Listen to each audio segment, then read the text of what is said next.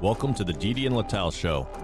Advice, thoughts, and stories from a married couple on cybersecurity, technology, and life in general. Now here are your hosts, Didi and Lital. Hello and welcome to the Didi and Lital Show. This is Lital. Hi, Didi. Yes, I'm still not awesome. It will take me a while to be awesome again. And it so saddens me because I got to see Connor Bedard's first goal. I got to live, by the way, and I got to see how he turtles when 63 basically pounds the crap out of him, because this is where he needs to learn that this is the NHL. That's and new players. This has been the biggest hope for the draft for the last 5 years since Connor McDavid is an amazing player, but unfortunately for him, he met Brad Marchand, who was very good at. Remember that when Omri was sitting on number 71, basically he got the same experience. You can be very gifted, but if somebody sits on you, you can't score goals. So was supposed to be awesome, less than awesome. But I do want to talk about something really important. And by the way, if you haven't listened to our previous episodes about the disinformation and the state of mind of the state of Israel, please do. I want to talk a little bit about something called the Dunning-Kruger effect.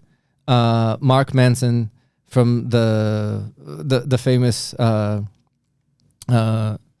Not Giving a Fuck blog makes a very good case, and read up on this on his blog, because I think right now the Dunning-Kruger effect is taking over our lives. So let's start with, what is it?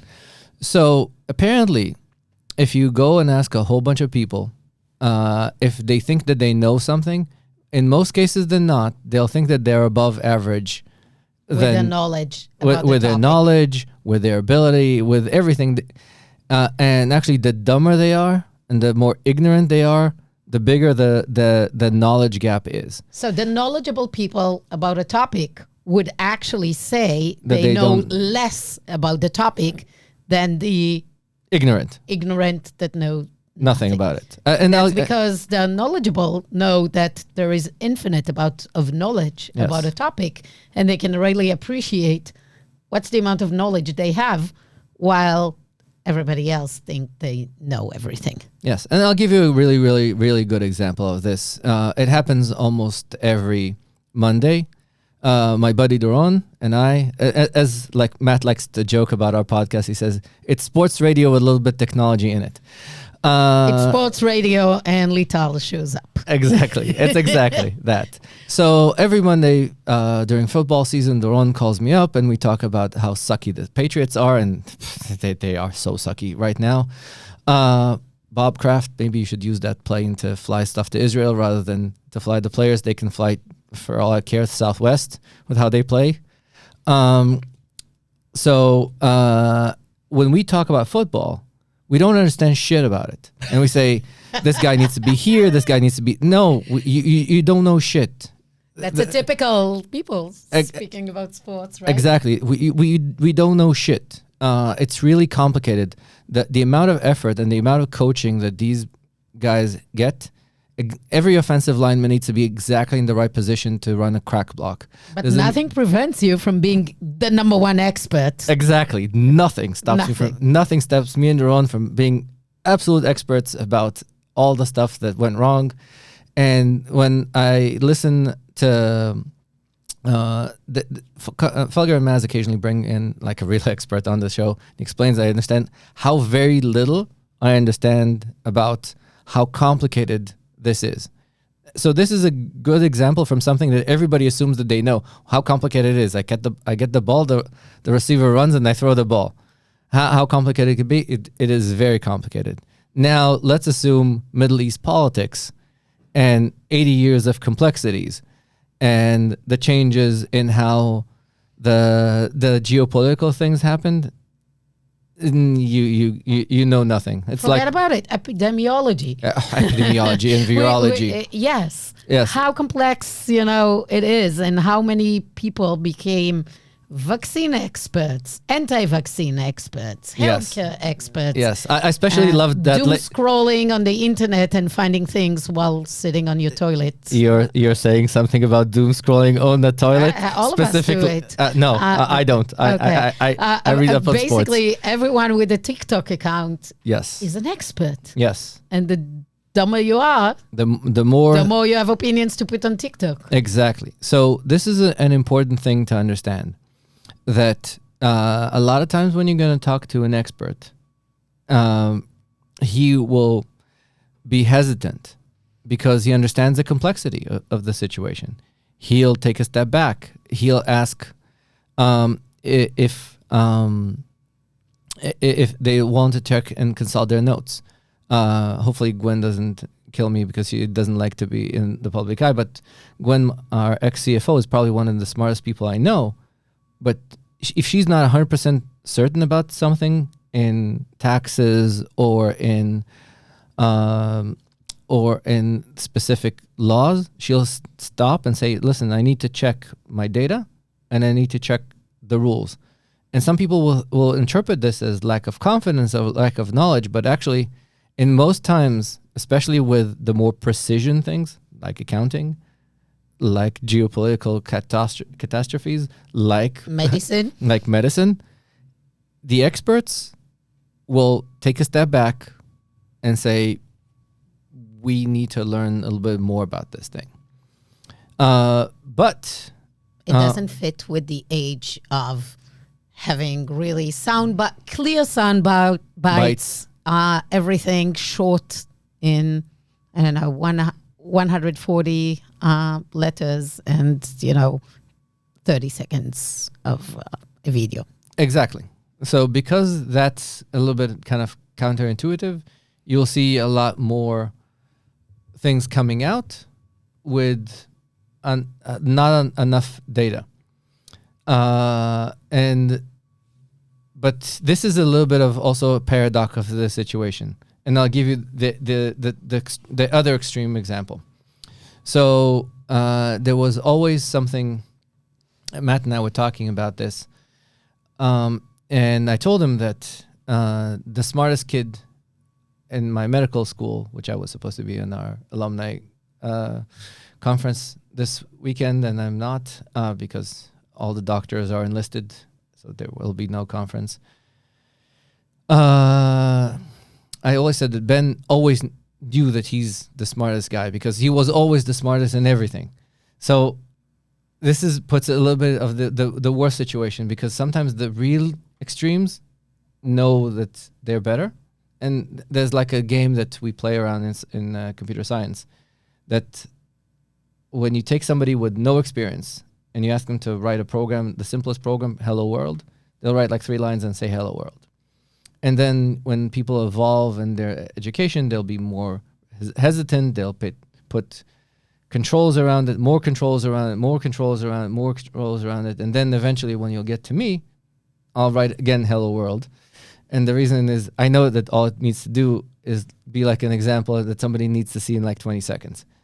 So it's actually a little bit of a full circle, that sometimes the novice and the expert will do the same thing, because the real expert might know that this is not the full situation. So I'm making it even more complicated to understand and predict the situation. So if you are a very experienced public health persona, you will understand that even though the situation is extremely complex and you don't know, you have to tell the public a very simple, dumb answer.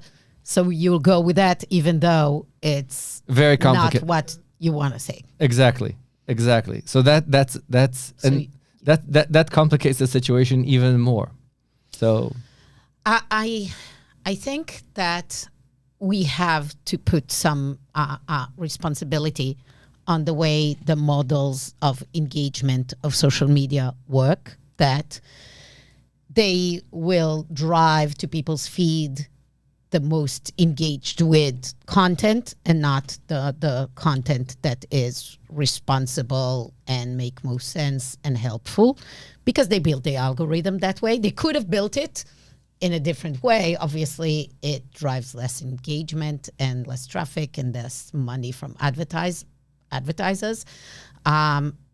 That's part of the problem. That's why those platforms are now a fertile ground for everything propaganda, like mostly the propaganda machines, and false narratives. And, there's so much, could have been so much goodness. Like, do you remember those days when everybody was like, the internet is going to be great. Knowledge is at your fingertip. Now, stupidity is at your fingertip. And if you really want to have knowledge, you need to go down a rabbit hole of knowledge. That's because there's a you remember that what you say about AI being your stupid uncle. Yeah, dumber uncle. Yeah. But that is a thing that we could have developed, and we still can. Like, there could be some retraction and maybe some probably you need some regulation around social media and the way the internet goes. Maybe not regulation. Maybe we need to find a way. But the reality is that the whole idea that the internet and social media is this miraculous thing that will make us all so much more knowledgeable with, libraries of information at our fingertips, which is available to us, but we all get trapped, and I'm part of it. Nobody can be not part of it. Maybe you can be. No, this is where you have it feeds us. That's you have a false assumption. You have this false assumption. Remember how Idiocracy starts? The movie Idiocracy. Maybe for those that didn't those watch, that have not, those that have not seen the difference between Clavon and reality. And by the way, as you know, my other sibling always makes fun that that's an example of my older brother. So the idiot will procreate as if there's no tomorrow. So at 18 they'll have 3 kids, and they'll have kids, and he'll have kids with his grandma. And then what will happen is that the smart couple will sit there and think, is this a good time to have kids? Is this a bad time to have kids? And eventually they'll have maybe 1 child or 2, because they know how complicated it is to raise them. Again, Dunning-Kruger effect, while the idiot continues to procreate. Because of that, you need to always assume that the more people out there, the dumber the voice is.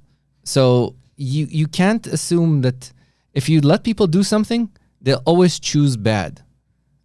I'll give you the pessimistic view. The Manhattan Project could have been clean energy for the world, but but it created 2 bombs. AI could have created a lot of goodness, but in reality, no, it won't. It will create spam. It will create idiocy. It will create better attacks, better spam that can go through spam filters. This is what AI will create. It will just. You need to think of a lot of these things as. This is where I think of AI. It automates our desire to do things. So if what we actually want to do is throw a rock through a window, it allows us to throw 50 rocks through 50 windows in an easier way. And because our intent is usually stupid, it will just increase stupidity, but much faster, a lot faster. So always assume that stupidity will grow faster than intelligence. Okay. So this is me being very optimistic as usual. We're not optimistic. No. I am very optimistic. So Matt reached out to me. I'm mentioning Matt a lot, so hopefully he listens to this episode. Yeah, we were having this conversation, and he quoted our episode back to me. He says, what about being positive? And I said, I'm positive they're idiots. So, this is kind of. What's the advice to our listeners? So the advice to our listeners is there's a reason why you need to check the sources. And if the source is Clavon, maybe you should take a deep breath and say, how would he actually know about this piece of information? And if he can't, then maybe you shouldn't listen to him. Maybe you should listen to, I keep forgetting, what was the name of that nice doctor that was going on the news? Dr. Fauci? Yes. So maybe you should listen to Dr. Fauci and not to the lady that said that masks are like underwear. You should let everything breathe. Yeah, there was a point in time that was a thing. So maybe you should listen to Fauci and not her. So this is kind of where you need to understand that the more confident people are about things, the less. If you see somebody extremely confident, and they don't associated with stupidity, potentially. What does it say about us? Listen. We're idiots. No, we are complete idiots. So this is. Don't trust us for anything. Definitely don't trust us. Don't trust us. We are journalists. This is where you need to understand. You never should trust journalists. We're media. It's amazing that you kind of acquired this title of a journalist. Listen, we created a media company. I'm a journalist. Yeah. Yes. So this is. We are the media. We are the media. The evil media. We are the left-wing hyper-liberal media. Well, not me, but you. So you need to understand the credentials. This is why a lot of times you need to ask yourself, who is this that is speaking right now? You can trust, like when you see somebody on the news sharing their personal grief, more likely than not, they know about it. But don't ask them to analyze geopolitical resolve. If you're talking, if you're seeing somebody on the news that claims to be an expert, Google him. Understand who he is. I like people those that start by saying this is a complex situation. Like if somebody acknowledge, and every situation is complex, like everything, from agriculture to offensive line, to offensive linemen, climate change, everything. So like coming with a narrative that is very, one-sided and definite, I think is a great sign of somebody that is maybe leading some false news. I think a great positive sign for somebody speaking well is first acknowledging this is a complex situation with different aspects to it. That's typically kind of like a positive. Like I hope people don't start using it and then going into one-sided stupidity. But yeah. Yes. So I think part of the reason that we're having this conversation, I'm going to stand a little bit on my soapbox. With this whole thing that is happening, I took my stance for the next couple of months is going to be eradicating ignorance, because I think ignorance is a bigger problem. And by the way, we default to ignorance because it's the easiest thing to do. As they say, it's a bliss. Ignorance is bliss. It's easier to be ignorant. Trust me. It's very hard to be knowledgeable about and complex situations. And the fact that there's so many people that choose to be ignorant about a lot of topics makes everything a little bit worse. It makes the environment worse. So everybody, like you and I, when we argued about the environment, this is my point, is everybody wants to deal with the causality. And I say, ignore the causality. Irrelevant at the moment. I mean, I say when you try to deal with the causality of this, you're setting yourself up to failure, because you're dealing with the not problem versus dealing with the real problem. It doesn't matter. Let's say it's humans that causing the problem of global warming. It doesn't matter. You need to first acknowledge, is it getting warmer or not? And if it is, deal with it. Deal with the causality later. I mean, I think I have to say, you do need to understand if there is a way for you, if it is caused by humans. Is there a way to reverse? But you're going back to my point. Ignorance. You need to deal with the fact that acknowledge facts, acknowledge knowledge. Sometimes we go down rat holes of trying to deal with the distractions versus the importance when we try to educate ourselves. Deal with the facts. I'm going back to Colombo. Was it Colombo, by the way? The facts, ma'am, only the facts? That was Dragnet. Dragnet, sorry. I forget who the main character was. I'll look at him. Yes, it was the facts, ma'am, only the facts. Just the facts. And this is the important things. When we try to deal with causalities and correlations, we get to opinions. We get to opinions. Interpretations. Deal with the facts. Joe Friday. Just the facts, man. Exactly. So just the facts. Let's deal with facts. The more facts we collect, the better and smarter our own opinions will be later. And that's the things that are important when we deal with educating ourselves. We need to start accumulating facts. Does that make sense? I think so. Awesome. I think we said that this one's going to be brief. This is going to be brief, and we'll be back next week. Okay, with this, we wrap up. Look for the facts. Facts are important, for sure, in cybersecurity. Definitely in cybersecurity. We are kind of like stepping away from those topics, but Kruger is super critical for cybersecurity. Yeah. Thanks for listening to the Didi and Lital show. If you like, please rate and review us wherever you get your podcast. We're here weekly. If you want to be on the show, reach out to Didi or myself on LinkedIn. Thank you to everyone. Stand with Israel. Have a good one.